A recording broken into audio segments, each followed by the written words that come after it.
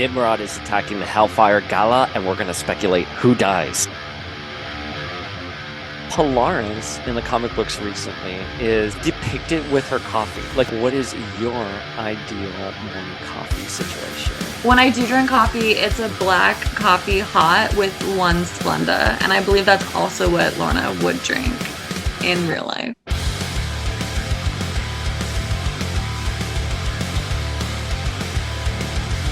A Daddy Cable. Daddy Cable. I would love that. I would love it.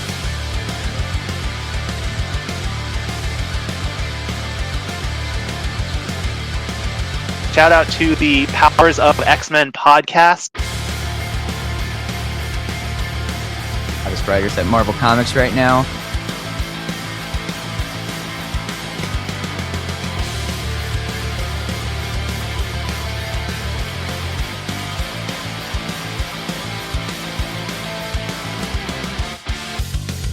The Pretender's death. Like, be. Right,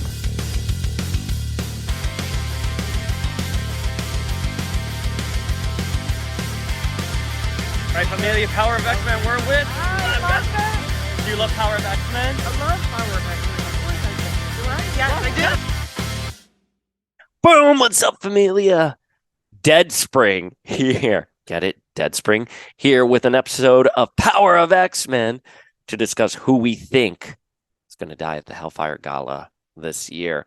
And listen, here on the podcast, we have long speculated that the Hellfire Gala this year was going to be a Red Wedding style event. It's happening, and then we get Fall of X. It was a no-brainer. Something big was going to happen at the Hellfire Gala. We also know, because of some inside tea I've gone in throughout the years, multiple years, that editorially they have been planning for the third Hellfire Gala since like Hoxpox initially pubbed. So the fact that they finally got here has been long planned. And I think, by the way, because on the back end, this has been something they've been building towards for a couple of years. That's why we're all so excited about it. There's a couple, when things kind of happen last minute, or you can tell that they're just doing something for the sake of doing something, or because something's popular in the MCU, you're like, whatever. But I think once the X office is planning on something years in advance, you can see the passion for it and you can get really excited for it. So, I want to start off this video by saying, who do I think is safe? Now, I'm open to being wrong on all of this. We know solicitations are often misleading in many, many ways. And there is a character that we are going to talk about who appears to be safe because she's going to have her own mini in the fall. I wonder who I could be talking about. But I don't think she's going to survive the Hellfire Gala. I've talked about it before on the podcast, and I'm going to reiterate those feelings again here. But who do I think is going to be safe? I think Nightcrawler is going to be safe. We know he's going to be the uncanny Spider-Man, which I'm going to have to read. I know Mr. Scott Free really digs the look. I know people have reacted well for Nightcrawler, being the uncanny Spider-Man. I can care less. I think the Spider-Man brand is something that's really popular at Marvel. I mean, No Way Home made $2 billion. So obviously they are a publishing house. They have all these IPs. Do that crossover. Across the Spider-Verse is obviously a very popular movie right now. As of this recording, it's done really well at the box office. So why wouldn't you throw in an X-Men mutant Spider-Man? And I think Nightcrawler is the best fit for that. So, but anyways, listen, I can go on my own rant about that. Nightcrawler, I think, will be safe. Shadowcat with a K. So ridiculous. So fucking ridiculous. Shadowcat with a K. Shadowcat, Kitty Pryde, Captain Kate Pryde, will be fine.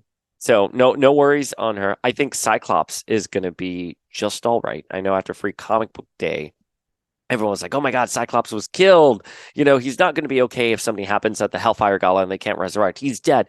But we saw in the trailer that dropped earlier this week, an ambulance is leaving the Treehouse, which is the X-Men's headquarters in New York. So I think Cyclops survived the fall. Listen, that doesn't make any sense to me. Cyclops has many mutant powers, but being able to survive a fall is not part of it. Maybe he's been genetically modified in his resurrections. We know they can cherry pick a variety of things in Resurrection. We haven't really seen it executed, but the crutches there editorially because I was mentioned in the initial resurrection reveals during House of X.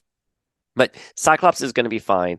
Iceman, we know is going to be fine. I don't think he's going to come out emotionally unscathed from this. I think he's going to be severely traumatized by the events of the Hellfire Gala. But for all intents and purposes, I think he is going to be just fine. I also think Storm is going to be all right. They cannot kill Storm. Storm has had her protocols eradicated. So if she dies, she really dies. She dies like Magneto. So, I think those are the characters that I would be like, okay, I think they're going to be okay. I think most of the Avengers will be fine. I don't follow Captain Marvel, but I know Captain Marvel's book is coming to an end, and she's featured prominently in this trailer. So maybe Captain Marvel could not be okay and be one of the people who dies. I don't know. I haven't been reading Captain Marvel. So, and I love Kelly Thompson quite a bit, but it hasn't been a book I've traditionally ever picked up. So I think out of all the Avengers, she could be the one that dies, but I think Wanda, Vision, Iron Man, they're all going to be okay. But regardless, this is an X-Men podcast, and we're going to talk about the mutants, Krakoans, Brotherhood, whoever they are. They're all on the same island. We're going to talk about who dies. And I want to preface this by saying I think it is going to be an extinction level event. I think a lot of people are going to die, but there's 5 in particular that I'm like, there's no way they're going to be making out of this alive. And those are the ones I sort of wanted to go through in this list and talk about why I think they're going to die. Now, just because we have this extinction level event, I don't think Krakoa is necessarily going to be done. I've said this multiple times as well on the podcast. I don't want to throw any shade to Krakoa because I think the Krakoan age has done really well at reviving the X-Men from a brand perspective. It has landed. People are excited about Krakoa. That being said, I think after Inferno, or just about Inferno, 10 Lives and 10 Deaths of Wolverine, and Trial of Magneto, I think Krakoa kind of has not made sense to me. I don't think the execution for Krakoa has been done well from a writerly editorial perspective. And we talk about editorial a lot on this podcast because as much as I love this fictional universe and I love being, engrossed in it, I used to work in book publishing. I know how things work behind the scenes when you're trying to put together narratives.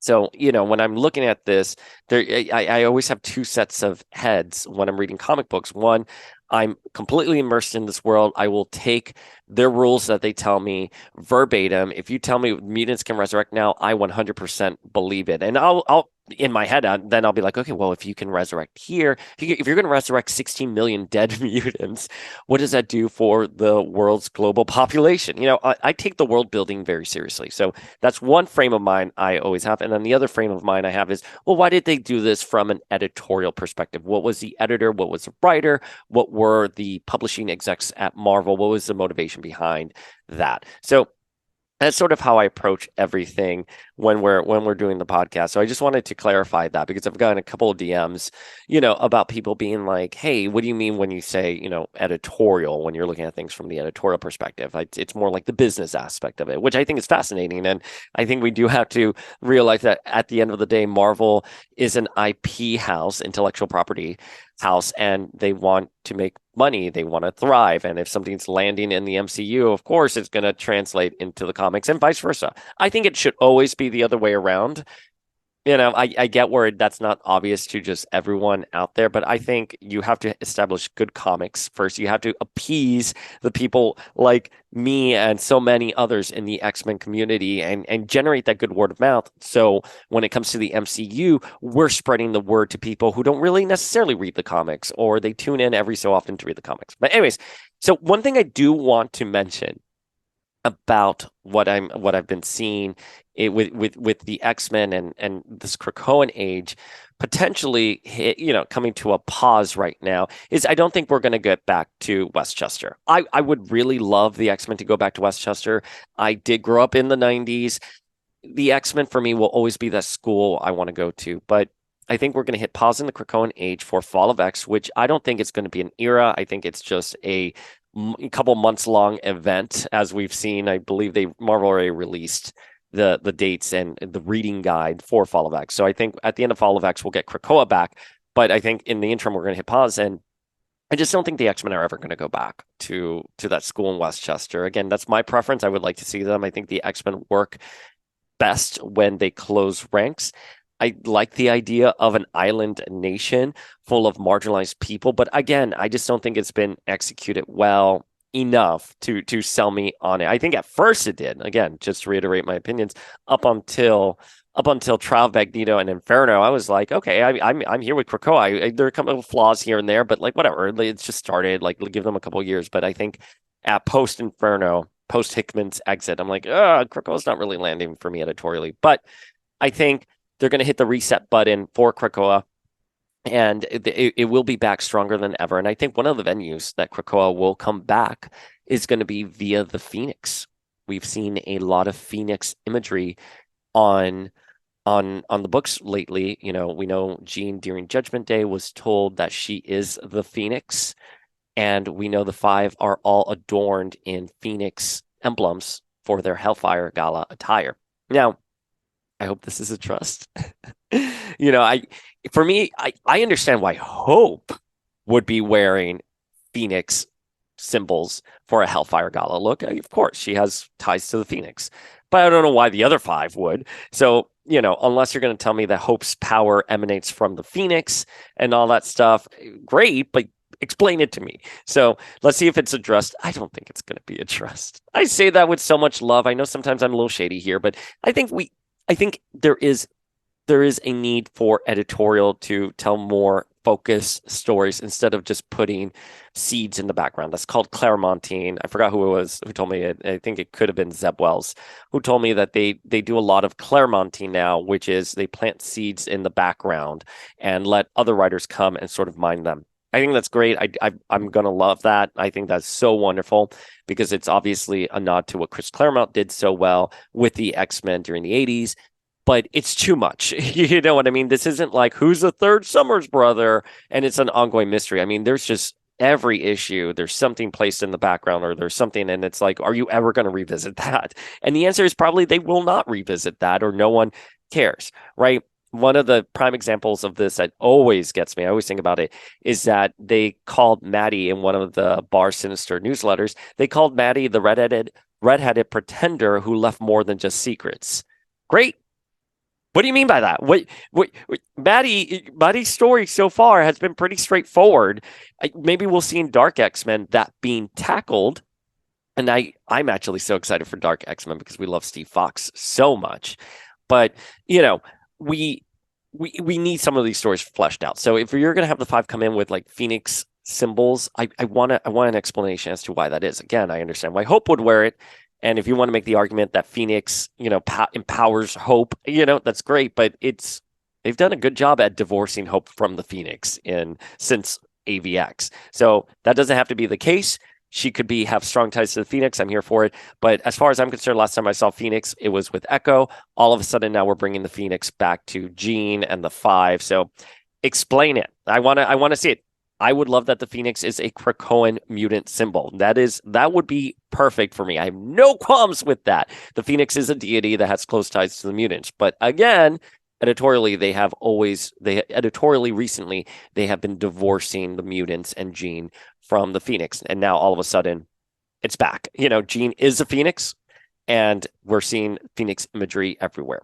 So, I already said who I think is going to be safe. Not saying obviously Danny Moonstar, Dust, Marrow, Maddie, Havoc, Archangel, Emplate. Those characters have already been announced. I think that's fair to say they're going to be safe. Maybe they're not at the Hellfire Gala, but I think the entire nation of Krakoa is going to be eradicated. And I think we're going to have the Phoenix come back later down the line and help resurrect everyone and maybe, tap into Wanda's cloud. But let's get into the top five that I think are going to die. And number 5 is Krakoa itself. I think Nimrod is going to obliterate Krakoa, and Krakoa will die as an island. And that's going to be so sad. We know Krakoa is sentient. We know Cyber Doug Ramsey is the voice of Krakoa. And I think Nimrod is going to attack the Hellfire Gala and it's going to go after the major players. And I think what better way to end the island nation of Krakoa than killing the living island itself? I hope we get a really beautiful scene where Doug maybe is trying to stand between Krakoa's demise and Nimrod. I know like the argument that Cypher is kind of more of a passive character, but we did see during Necrosha his ability to make his power more active, so he can read body language, he can read architecture. I would love for him to look at Nimrod and be able to read how Nimrod was built and maybe put up a fight against Nimrod. But I think Nimrod, rightfully so, will win over Cypher despite his best efforts, and just like pound Krakoa or like stab Krakoa right in its heart. And I gotta tell you, it's gonna break my heart. It will break my heart to see Krakoa die. But number 5 is going to be Krakoa. I think the island itself will fall at the Hellfire Gala. I think Nimrod will kill the island. Number 4, it's going to be Exodus. So I don't think another group of people that I think are going to be safe are going to be the 5. Maybe one will die. Maybe Egg will die, or maybe Hope, because we saw how they could still perform resurrection even without Hope in Sins of Sinister. So I'm not too worried about the 5 in general. I think maybe we'll get a casualty out of one of them, but I think for the most part, they're going to be okay. But I think someone who is a very devout religious zealot is going to die trying to protect the 5, and that's going to be Exodus, or Exodius, as Hammy likes to call him. Shout out to Hammy. But okay, so I think what's going to happen is that Nimrod is going to attack the Hellfire Gala, and we saw that Hope is ready to fight, and we know, even though it's really contentious right now, we know Hope and Exodus have a very special relationship. They're obviously not on good terms by any means here, but I think Exodus is going to try to protect Hope, and by extension, the rest of the 5. And I think he's going to make sure that they get off the island. However they get off, whoever the remaining 5 are going to be, he's going to defend them till the bitter end so they can leave. And we know that the 5 are going to be out there potentially reestablishing resurrection for the future. And that's something that I think when I was thinking of this list of, you need to give a glimmer of hope at the end of the Hellfire Gala, no matter how terrible it's going to be. We have to know that the 5 are still out there, that the Phoenix is looming over, that this is not, even though things are looking really bleak, there is a glimmer of hope. There was X-Men Disassembled a couple of years ago, right before we got the Krakoan, age. And it was bleak. I mean, the X-Men were just wayfarers running around the US, and it was really bad. That's why Krakoa was such a breath of fresh air, because we didn't know it was really coming editorially, and then boom, it was right there. But I got to tell you, if you're going to do this for the X-Men, I would learn from the mistakes of X-Men Disassembled, which was it was too bleak. You need to offer that little nugget of hope. And I think that nugget will be Hope Summers herself and the 5. And I think Exodus is going to die trying to protect them. Editorially, they've set it up really nicely in Immortal X-Men. I think Exodus has really shined there. We've all wanted to see Exodus shine. He's been defending Hope. He sees her as a messianic figure. I know they're fighting. I know they have a really contentious relationship, so please don't slide in my DMs. But I think editorially, they have set up Hope and Exodus. I think they can have a moment here where she looks at him and she understands that he is very devout and he dies protecting her. So I'm sorry to say, I think Exodus is going to die. Number 3. And I didn't even think about this until I was putting together this list. And I was like, well, who likely would die? And if you want to know who I think would be one of the best candidates to die, it would be Emma Frost. Number 3 is Emma Frost, because this is her event. This is an event where they showcased terraforming Mars, right? They revived a dead planet. The Hellfire Gala is like the Met Gala of the MCU, Marvel Universe, the MCU. Well, hopefully one day we'll get the Hellfire Gala in the MCU, but as of right now, it's the Met Gala of the Marvel Universe. And Emma standing on stage, seeing everyone massacred, and her all drenched in blood, her white outfit drenched in blood, and then Nimrod just comes and like kills her or shatters her if she's in her diamond form. Talk about a dramatic death. And again, it's because Emma has so much writing on the Hellfire Gala. It's supposed to be a bridge between humans and mutants. It's supposed to be an event that all the heroes are invited for, and presumably people look forward to. Maybe not after this year, but I think Emma could die. I think she is a likely candidate. I think to myself, though, okay, you kill a character like Emma Frost, so she brings in so much readership, though. You know what I mean? Much like Jean, much like other people, but I got some feels on Jean. So let's put a pin on Jean right now. But I'm like, okay, you have Cyclops and Storm. Presumably, Cyclops and Storm will survive. Presumably, those two big X-Men characters who have always traditionally led the X-Men are going to survive. We know Maddie is going to be leading the Dark X-Men in a world where the X-Men are needed. I think it's very possible that Emma can die, again, with the understanding that everyone's going to come back at the end of Fall of X. With the understanding everyone's going to come back at the end of Fall of X, I think you can kill Emma at the Hellfire Gala, and it will be a really big statement. And the books can sort of operate without that character's presence, because you have Storm and Cyclops leading, whatever X-Men are left or Krakoans are left. And then you have Maddie, who is sort of filling the role of the anti-hero leading Dark X-Men. So I'm sorry to say, Emma Frost, it's her event. Editorially, she has the right to die at her event, and it needs to be huge, big, like Game of Thrones. Well, Game of Thrones pre-final season, but just right there, drenched in blood, screaming and dying. Number 2 is gonna be Jean Elaine Grey Summers. I don't know if she's still Jean Grey Summers, because Jordan D. White said a couple years ago that their marriage would have been annulled because she died, and she presumably would have had a will, and that will would have been executed. So legally, Jean would have been dead. So anyway, how do they handle marriage on Krakoa? I wish that's something that would be addressed, fully out there. So let's see. Anyways, okay, listen.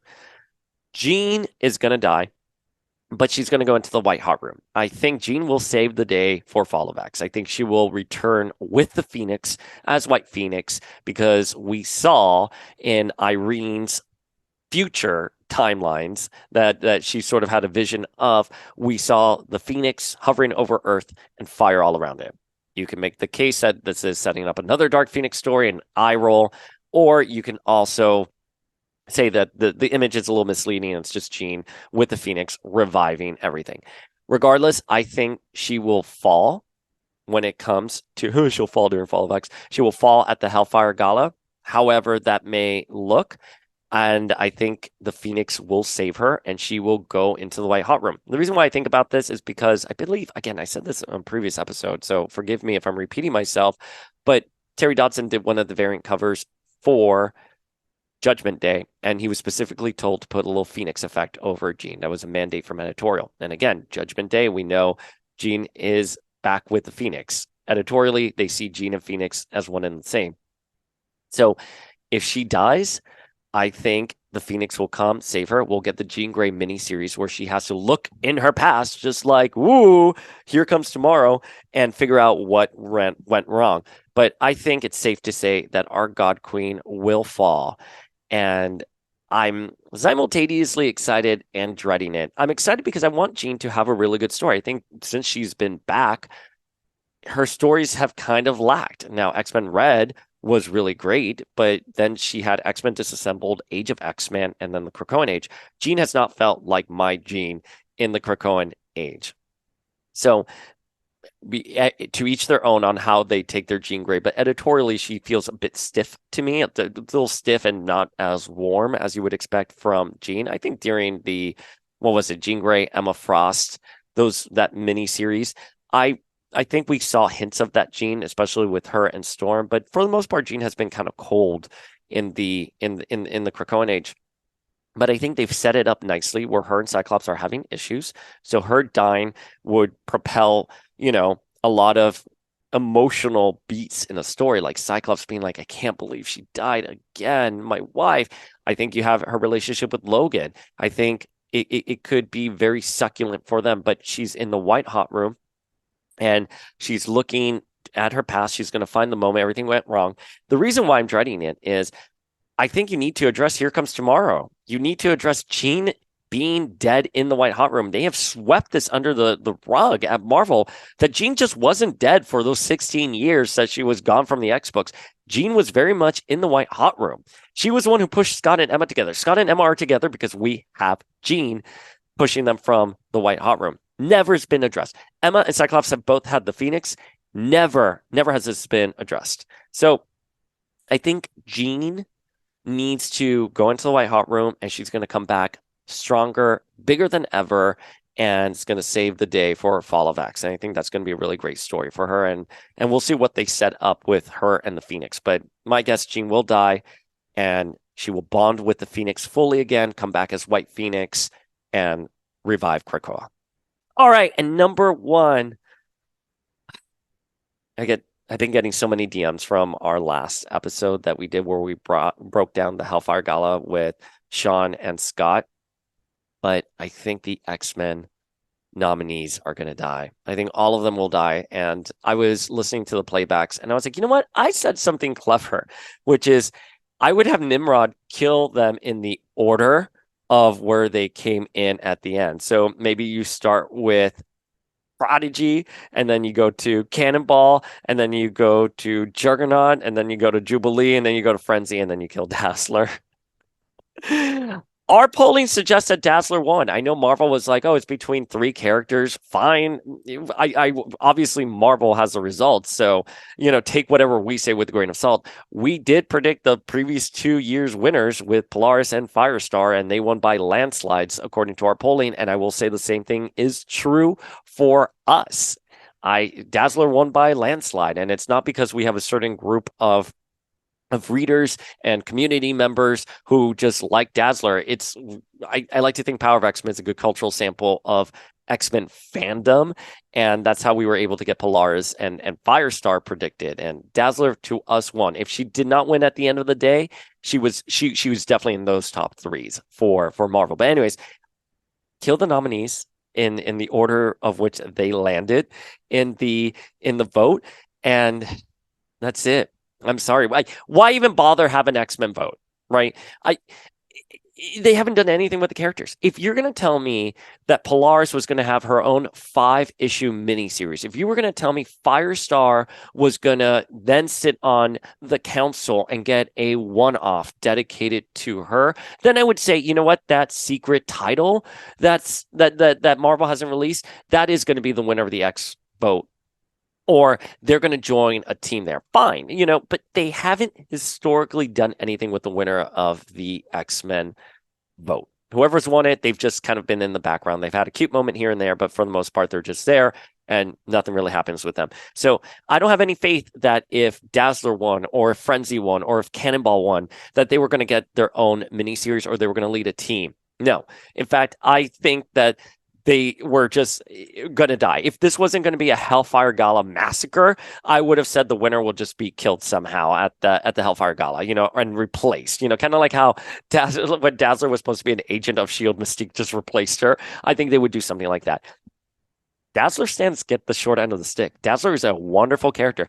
Dazzler shouldn't even be at the Hellfire Gala because Dazzler cannot make time for it because Dazzler is on the road touring, and she's the Krakoan Madonna. She's the Krakoan Kylie Minogue. Whoever, the Krakoan Lady Gaga, whoever you want to compare her to, Dazzler would be doing more for Krakoan rights on a global level than anyone else because she is a pop star. Her music slaps. People will be listening to her. People will be going to her concerts. That's how I would position Alison Blair in a Krakoan age. They have not. Right. She went to the Hellfire Gala in previous years. She wasn't even the headliner for the Hellfire Gala. And I'll never forget, she was at the Green Lagoon bar. She's like, oh, I got to get ready for the gala tonight. Like, no, if she really was performing, she would have her entire PR team with her. She would be doing hair and makeup. She would be prepping for press. She would be doing sound check, all that. She wouldn't just be at the Green Lagoon bar day of the event. Presumably, let's assume it wasn't 6 a.m, because some of us do drink at 6 a.m, presumably in the afternoon, right? She would be slammed. But anyways, I think Jubilee, Cannonball, Frenzy, Prodigy, Juggernaut, and Dazzler will die. Those are going to be my top choices for death. Anyways, Familia, you let me know. What do you think of the Hellfire Gala 2023 reveals that we've seen so far? I thought the trailer looked great. We talked about it. I think the trailer's hyping me. I'm off the weeklies. I read the weeklies as they come out on Marvel Unlimited. This has me excited. Fall of X and the Hellfire Gala has me excited for what's to come. I think the books are going to have direction now. I think it's going to be really interesting. I think some things are lame, like Nightcrawler being Spider-Man. I'm sorry, Mr. Scott Free. I think Shadowcat with a K is the lamest thing ever. Like, my goodness. But I think it's stuff that editorials trying to course correct and generate interest back. I don't know how sales look in a post-COVID world. I know I used to go on Comic-Con every month to see how the books were selling, what was shipping, what wasn't shipping. You know, it's their numbers are screwy now, especially since we're living in an age where Diamond isn't necessarily the only distributor anymore for comics. So comic book numbers are sort of hard to pin down, and I'm not even going to pretend to try to understand it. But I think regardless, there is a general fatigue when it's come to the X books right now. I think the fact that a lot of them haven't stuck or landed, you need to engage readers again. And I think that's exactly what Fall of X and the Hellfire Gala is going to do. So send in your DMs, leave your comments below, and subscribe for more videos. I don't know. I never know what to say at the end of these things. But anyways, hit that subscribe button, leave comments down below, slide into our DMs, and we'll catch you guys later.